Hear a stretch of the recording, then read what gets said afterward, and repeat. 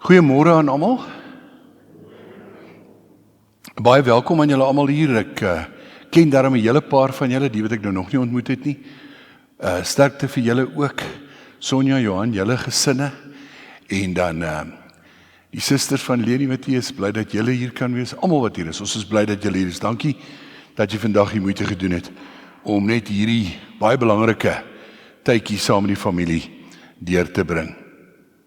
Wat die begrafnisbriefie aanbetref, 'n liefdevolle herinnering aan Antoni Willem de Villiers, gebore die 13de Oktober 1939, oorlede op die 23ste Januarie 2026.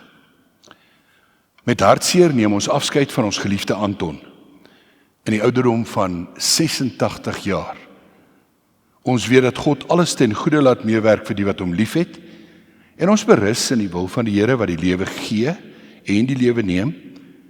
Tot aan die einde sal liefdevolle herinneringe ons altyd bybly. Hy word nagelaat deur sy eggenoot, kinders, kleinkinders en agterkleinkinders. Dan wil ek sommer reg hier aan die begin kortliks namens die familie net die belangrikste bedankings doen. Die span hier by die kerk, Dominee Werner wat die opname hanteer,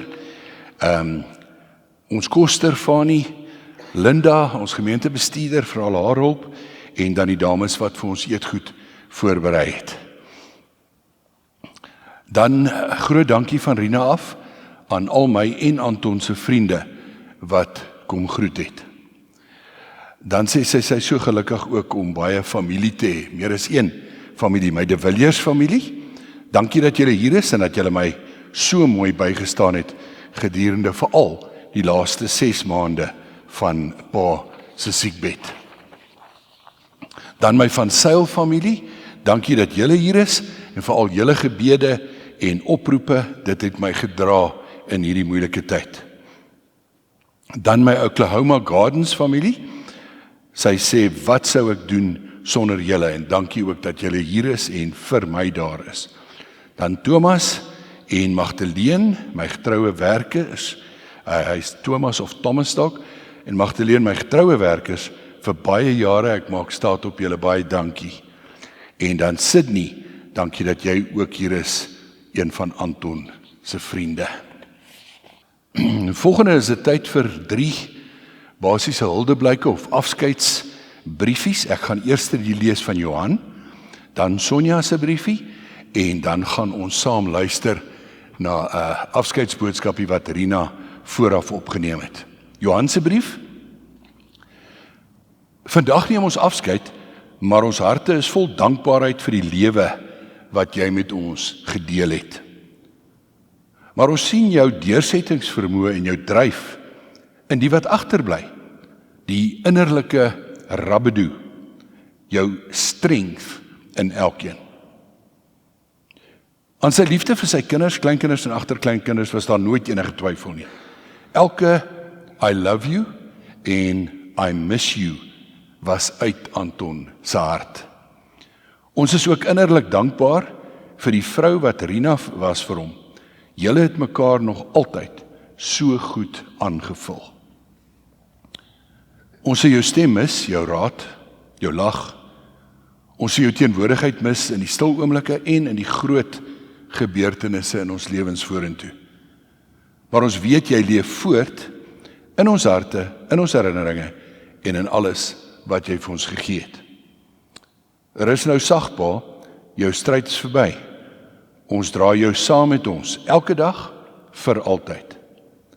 Met liefde en oneindige dankbaarheid, jou kinders, kleinkinders en agterkleinkinders. Dan Sonja se brief.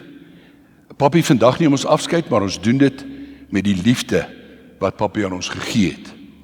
Pa was my sterkte, my leiding en ook my veilige plek. Al was die lewe soms moeilik, het pa my geleer om sterk te staan en aan te gaan, net soos Jesus in my lewe is. Hierdie totsiens is baie pynlik vir my, maar dit is nie die einde nie. Papi sal altyd nog in my gedagtes bly en in ons almal se harte en in elke storie wat ons sal vertel van Papi. Ek is so dankbaar, God het Pa gekies om my aardse pa te kom wees.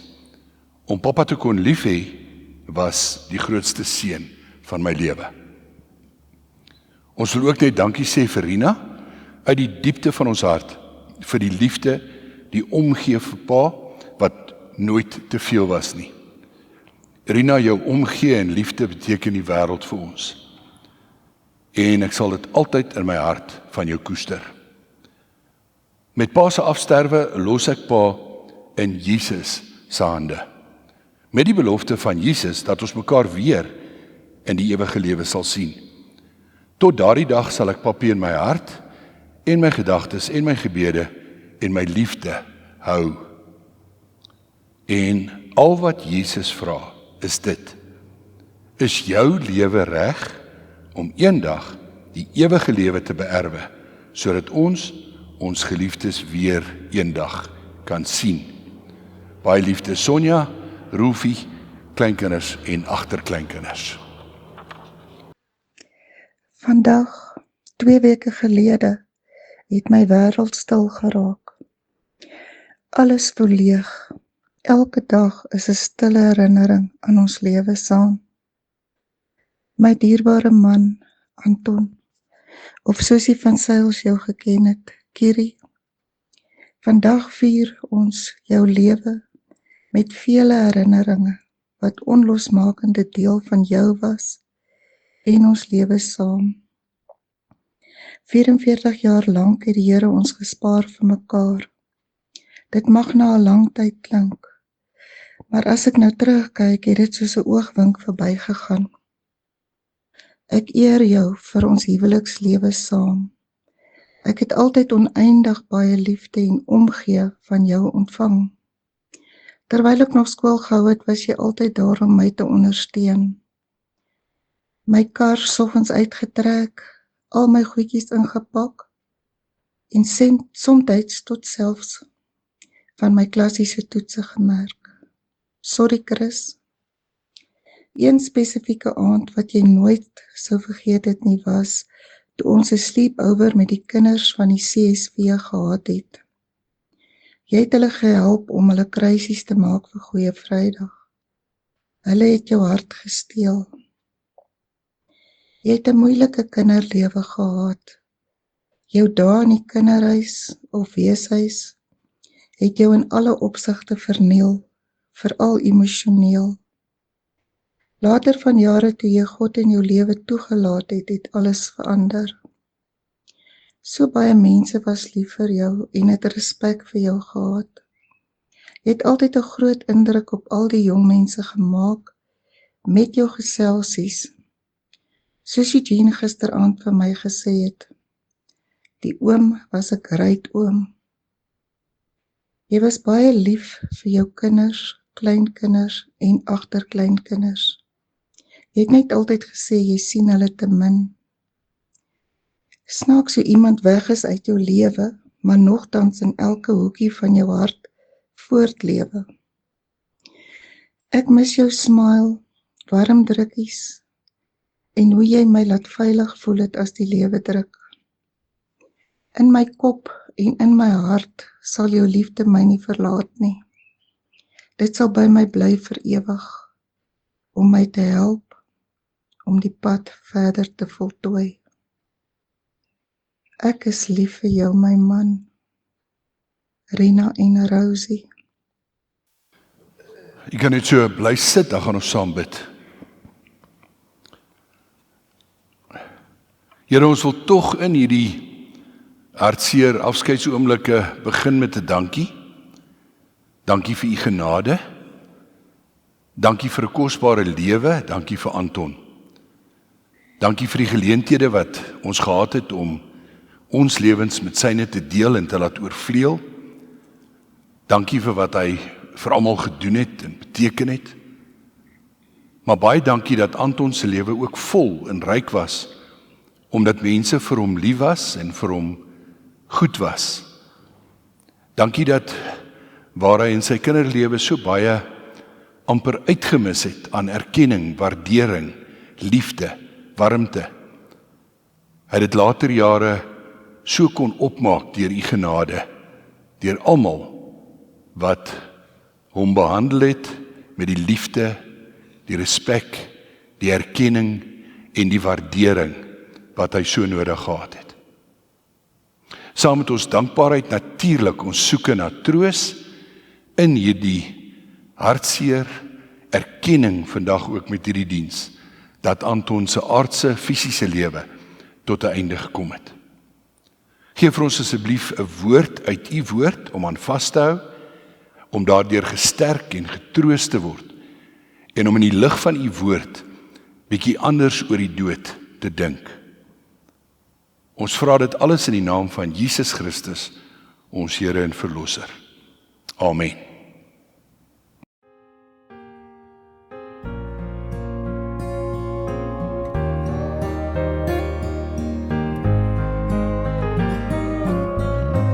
O Heer my God,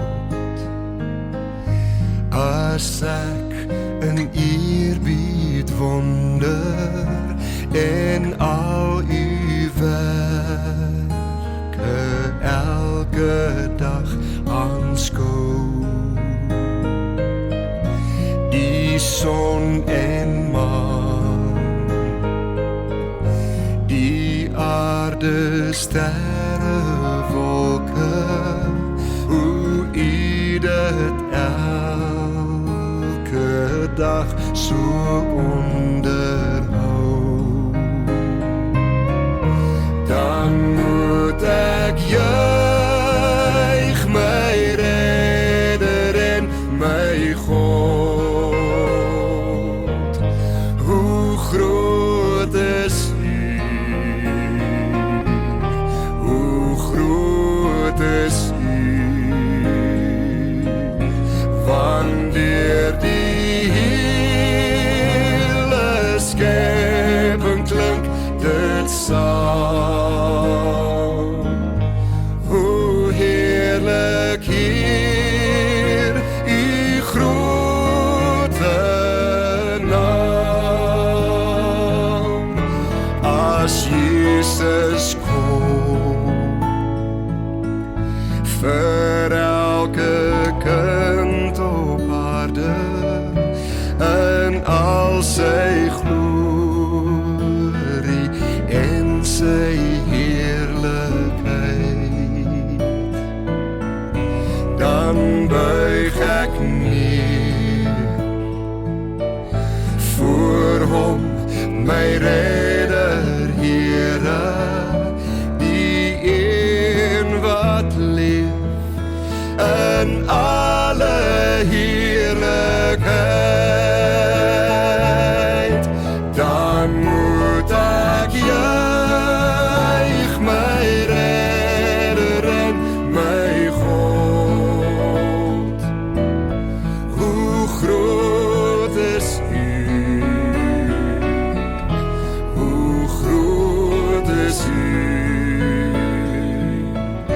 wanneer die hele skepping klink dit saam. Hoe heerlik hier u grote naam, hoe heerlik hier u grote naam.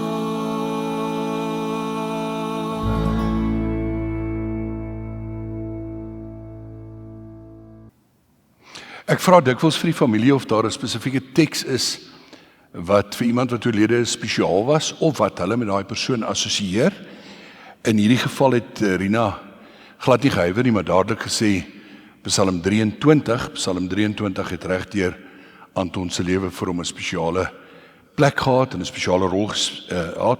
Ek gaan nou 'n bietjie meer daaroor uitbrei. Maar kom ek lees eers Psalm 23, al is dit vir ons so bekend. Nou wil ek net verduidelik, en dis 'n belangrike verduideliking, ek lees uit die ou Afrikaanse vertaling, met ander woorde die 53 vertaling. Intussen is daar 'n nuwe vertaling 86, 83 wat baie goed is. Daar's die Nuwe Lewende Vertaling, daar's die boodskap en ons almal baie mooi. En elkeen het sy plek.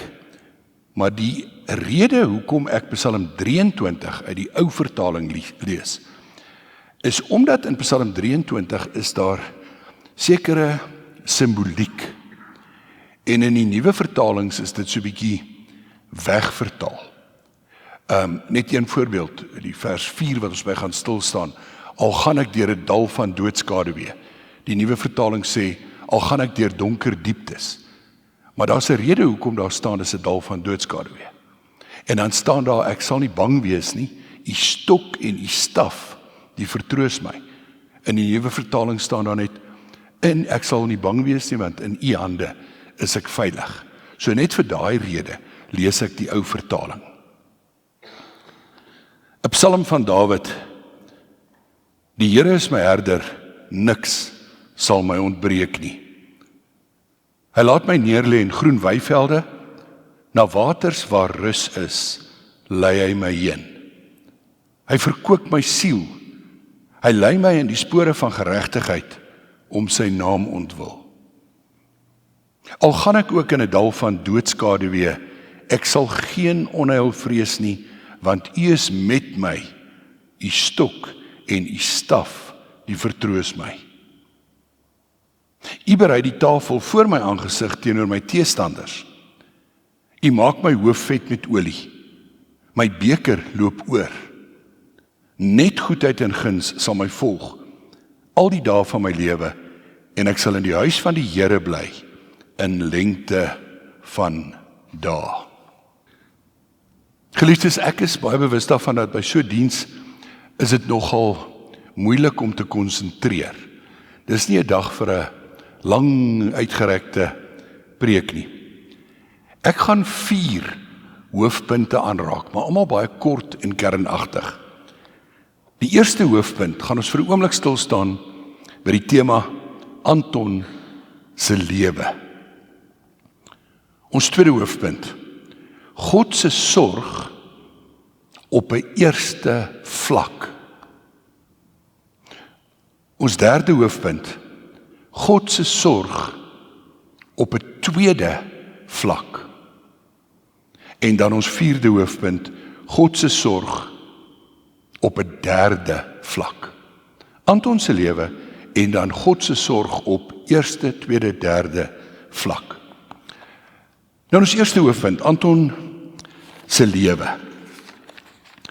Nou, ek dink die eerste belangrike ding om te sê is dat as ons terugkyk, sal elkeen van julle weet en kan sê dat Anton het 'n wesenlike verskil gemaak in die verskillende terreine wat hy beweeg het, met die verskillende mense wat hy te doen gehad het. Hy het 'n wesenlike verskil gemaak. Ek dink altyd aan hom as iemand, jy sou hom nie ontmoet het en nie geweet het dat jy hom ontmoet het nie. Hy sou nie sommer net so stil op die agtergrond verdwyn het nie. As jy met hom te doen gehad het, het jy dit baie goed geweet. Nou julle elkeen sal baie meer kan getuig oor die impak van sy lewe op julle as ek. Maar ek het ook vir die familie enkele sleutelwoorde gevra. Dis my altyd vreeslik lekker as mense, en ek wil amper sê by Engelse term, mense op die spot sit. Jy moet hulle nie tyd gee om voor te berei nie. Jy moet net vir hulle vinnig vra. As jy vinnig moet sê, wat is die eerste sleutelwoorde wat by jou opkom oor Anton? Want dis gewoonlik die belangrikste goed wat uitstaan. Die volgende is gesê, Anton het altyd gelag. Sjoe, is dit nie een van die mooiste getuienisse oor iemand se lewe? Die meeste van ons gaan ons maar so half, so deur die lewe. Spontane, opgewekte, hartlike lag. Dan lyk dit vir my as 'n mens so 'n hooftema oor sy lewe moes skryf, sou dit gewees het, baie lief vir mense. Vir al sy naby mense. Baie lief vir mense. Dan 'n pragtige eienskap om almal altyd graag te wou help. En ek kan nie help om te wonder met Anton se geskiedenis as kind in die kinderhuis en so meer, of hy nie iets hiervan geprojekteer het van iets wat hy eintlik in sy lewe nodig gehad het, hulp, en dit nie altyd gekry het nie, maar toe dit 'n punt gemaak het om ander mense te help. Dit staan uit. En dan, een van die rare kwaliteite, lojaliteit. Lojaliteit beteken, as Anton aan jou kant was, dan was hy altyd aan jou kant, en sou hy graag enigiets vir jou doen uit lojaliteit. Dan 'n mooi beskrywing, 'n besonderse mens, wat 'n groot indruk gemaak het. En dan baie lief vir sy kinders, kleinkinders, agterkleinkinders, uit die aard van die saak vir Rina. En dan noem Rina ook dat jong mense baie maklik met Anton kon relate. Relate is 'n mooi Engelse woord. Met ander woorde, hy was nie 'n suurknol, kwaai, moeilike ou oom vir wie kinders en jong mense bang was nie. Hy was hierdie vriendelike, hartlike ou met wie jy kon relate. Nou ja, wat moet ons aan die einde sê oor sy lewe? 'n Baie belangrike ding. En dit is die dood kan nie die impak van sy lewe uitwis nie. Dis vir my verskriklik belangrik om dit altyd te besef. Ons is so half verslae wanneer 'n geliefde sterf, dat ons half voel, maar die dood het nou alles van ons af weggevat. Terwyl dit nie die waarheid is nie. Die dood kan iemand se liggaam wegvat, maar nie die betekenis van iemand se lewe nie. Dink 'n bietjie aan enige iemand anders in jou lewe wat dalk al meer as 10 of 20 of 30 of 40 jaar gelede oorlede is, wat 'n groot impak op jou lewe gehad het. Hulle liggaam is lankal weg, maar die impak wat hulle op jou lewe gehad het, is mos nooit ooit weg nie. Dit bestaan tot vandag toe. En ek kan name noem in julle familie, maar dit sê regtig nodig nie. Rina, julle broer.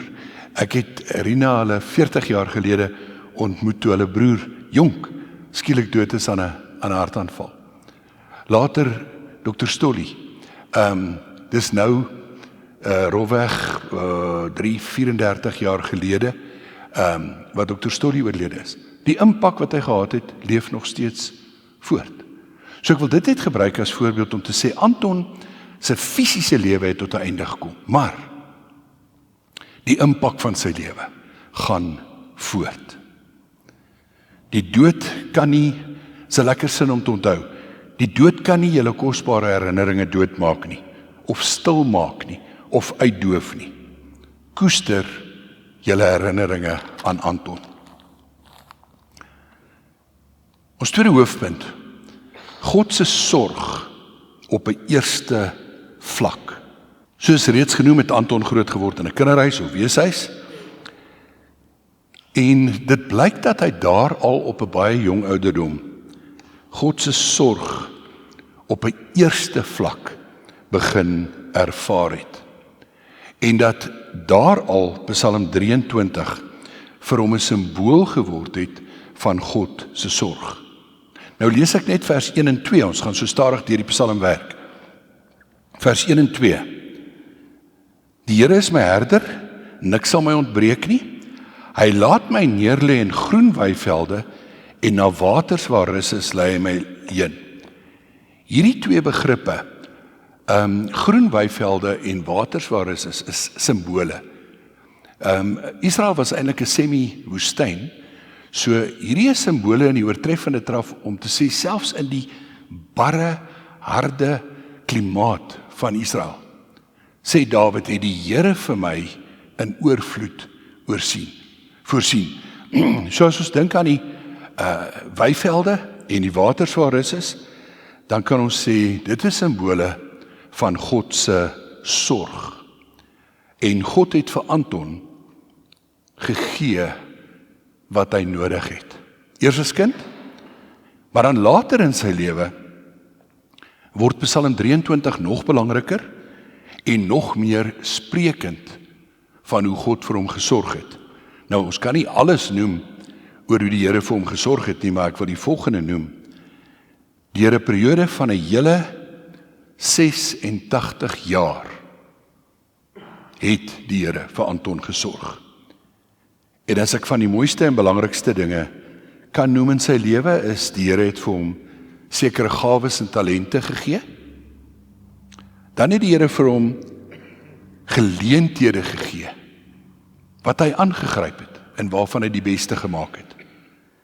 En dan, miskien die belangrikste van alles, van die Here se sorg is, dat die Here vir hom mense gegee het.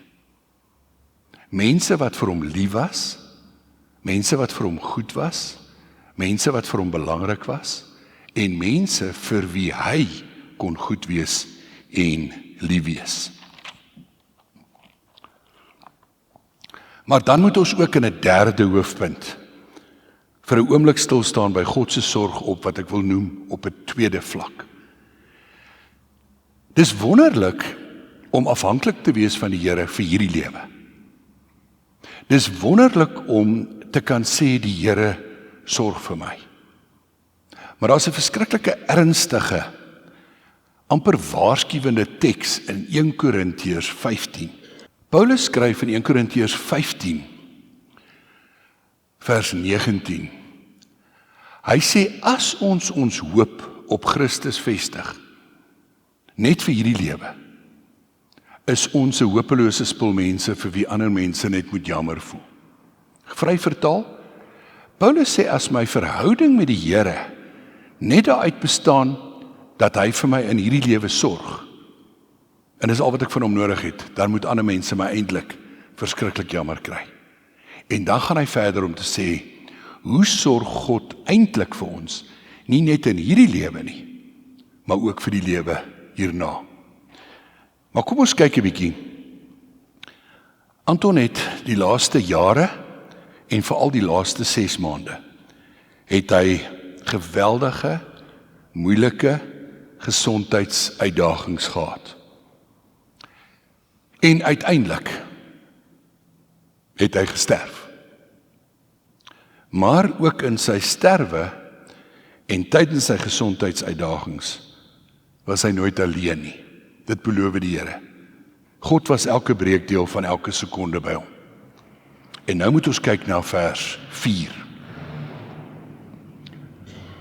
Al gaan ek ook in 'n dal van doodskadewee, ek sal geen onheil vrees nie, want U is met my. U stok en U staf, die vertroos my. En kom ons kyk net eers letterlik, van watse dal van doodskadewee het Dawid hier geskryf. In Israel, waar die Psalm kan ons sê afspeel, het jy hoë berge, jy het verskriklike nou klowe tussen die berge gehad, en die herders en ander reisigers moes dikwels deur hierdie nou klowe gaan, op soek na 'n beter plek vir veiding. Nou daai klowe was so donker, omdat hulle so nou was, dat die son miskien maar 'n uur of 2 die dag in die kloof ingeskyn het. Verder was die kloof in relatiewe duisternis gehul. En dit het die ideale plek gemaak vir rowers om mense voor te lê, en vir roofdiere om die herders se skape te vang en te verskeur en dood te maak. En dan in hierdie donker klowe, wat toe nou die naam gekry het, 'n dal van doodskadewee, want die dood wag daar vir jou. Sê die herder, soos 'n skaap is ek nie bang nie, want die herder is by my, en hy het 'n stok, 'n kierie, en hy het 'n staf. En met daai stok en staf het hy 3 goed gedoen. Met die kierie het hy rowers of roofdiere verjaag, doodgeslaan, of gegooi en verjaag. Met die staf met daai lang haak om, kon hy 'n skaap wat te naby aan die afgrond kom, net so om die keel hak en terugbring na veiligheid. En dan die herder nog iets gedoen met sy stok en sy staf. Hy het voorgeloop en die skape in enkel gelid agter hom aan. So die agterste skape kon die herder nie voorsien nie. Hy loop maar net agter die skaap voor hom aan. Maar die herder het so ver as wat hy geloop het deur die kloof met sy stok of sy staf teen die rotse getap, net so tak tak, tak tak, tak tak, sodat die skape altyd kon hoor hy's daar. En dit het hulle laat veilig voel. Om dit toe te pas op ons lewens en Anton se lewe. Hierdie laaste tyd was vir Anton En vir Rina en vir almal om hom natuurlik, intens, moeilik. En daarom beskryf ons dit ook om te sterf, as om deur 'n dal van doodskaduwee te gaan. Maar, twee goed weet ons. God sou hom ook in daai dal van doodskaduwee nooit alleen los nie. En die tweede is, Jesus het die pad van die dal van doodskaduwee reeds voor ons geloop.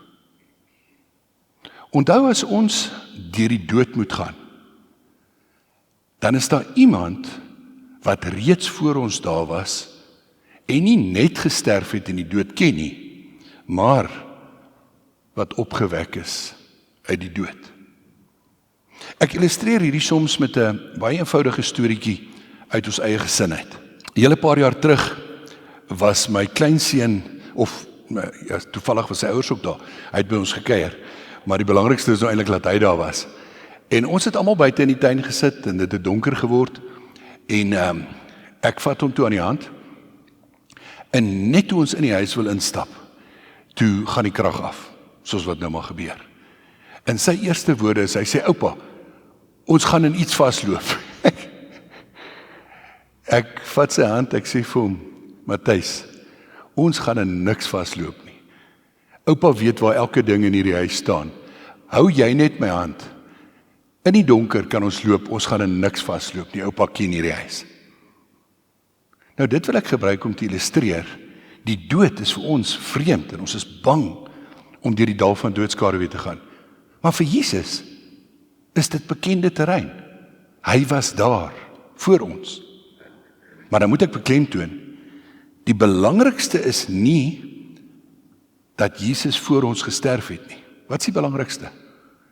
Die belangrikste is dat Jesus opgewek is uit die dood. Hy het die dood oorwin. Hy het die mag van die dood gebreek. En sy oorwinning tel ook vir Anton en dit tel ook vir my en jou. Sonja het in haar boodskap hier pragtig gesê, die vraag is of ons Jesus ken en gereed is. Ek wil julle herinner aan Jesus se belofte, Johannes 11 vers 27. Ek is die opstanding en die lewe. Wie in my glo, sal lewe, ook al sterwe hy. Dit bring ons by ons vierde en laaste hoofpunt. God se sorg op 'n derde vlak.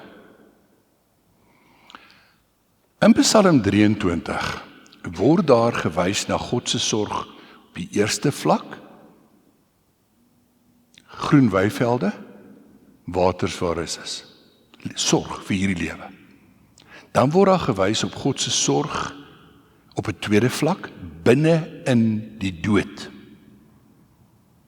Dan word daar in die Psalm ook gewys met simboliek na God se sorg op 'n derde vlak, dit is vir die lewe ander kan die grens van die dood. Want onthou, ons praat van die dood, maar die dood is nie die einde nie, ander kan die dood is daar nog 'n lewe. Nou wat sê die psalmdigter vir ons? Hoe ervaar hy God se sorg? Hoe sal dit wees ander kant die grens van die dood? Vers 5 en 6. U berei die tafel voor my aangesig teenoor my teestanders. U maak my hoof vet met olie, my beker loop oor. Net goedheid en guns sal my volg al die dae van my lewe, en ek sal in die huis van die Here bly in lengte van dae. Wat is hierdie u salf of maak my hoof vet met olie, my beker loop oor? Nou dis nie vir ons bekend in ons wêreld nie, maar destyds was dit hoe jy 'n eregas ontvang het. As jy iemand genooi het vir ete en dis jou eregas en hulle kom daar aan, dan het jy 'n spesiale houertjie met reukolie in. Spesiale dierolie, en dan salf jy daai persoon se kop en sy hare met daardie olie. Dis spesiale behandeling vir 'n eregas. En jy gee vir hom 'n beker met wyn. Nou sê die psalmdigter, die Here maak my vet met olie, hy ontvang my soos 'n eregas. Hy gee vir my nie sommer net 'n ou bekertjie wyn met so 'n ou slukkie in nie, My beker loop oor. Die Here ontvang my in oorvloed. En dan ek sal lewe in die huis van die Here en daar bly tot in lengte van dae. Ek sluit af. Midde in die hartseer, en vandag praat ons nie die hartseer van Anton se dood weg nie, maar midde in die hartseer is ons grootste troos dat Jesus die dood verander het. Ek hou van die beskrywing om te sê, voorheen het ons die dood gesien as 'n doodloopstraat. Jesus het die dood verander in 'n deurgang na die nuwe lewe toe, na die ewige lewe. God was daar vir Anton, maar hy is ook daar vir jou. En hy sal jou troos en hy sal jou dra deur hierdie moeilike tyd van verlies. Amen.